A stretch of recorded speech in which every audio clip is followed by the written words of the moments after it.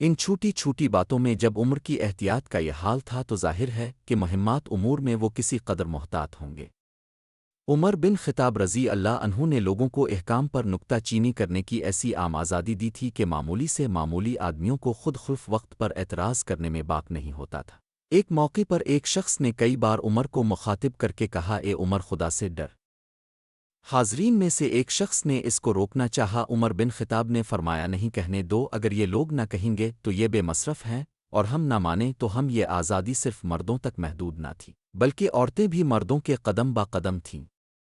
ایک دفعہ عمر مہر کی مقدار کے متعلق تقریر فرما رہے تھے، ایک عورت نے اثناء تقریر ٹوک دیا اور کہا، اے عمر، خدا سے ڈر۔ اس کا اعتراض صحیح تھا۔ عمر نے اعتراف کے طور پر کہا کہ ایک عورت بھی عمر سے زیادہ جانتی ہے۔ حقیقت یہ ہے کہ آزادی اور مساوات کی یہی عام ہوا تھی جس نے حضرت عمر بن خطاب رضی اللہ تعالیٰ عنہ کی خلافت کو اس درجہ کامیاب کیا اور مسلمانوں کو جوش، استقلال اور عزم و ثبات کا مجسم پتلا بنا دیا۔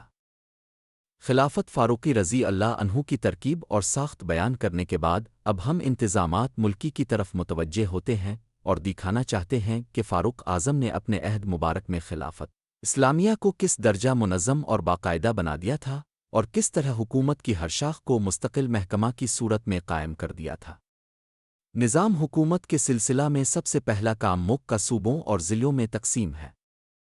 اسلام میں سب سے پہلے حضرت عمر نے اس کی ابتدا کی اور تمام ممالک مفتوحہ کو 8 صوبوں پر تقسیم کیا: مکہ، مدینہ منورہ، جزیرہ، بصرہ، کوفہ، مصر، فلسطین۔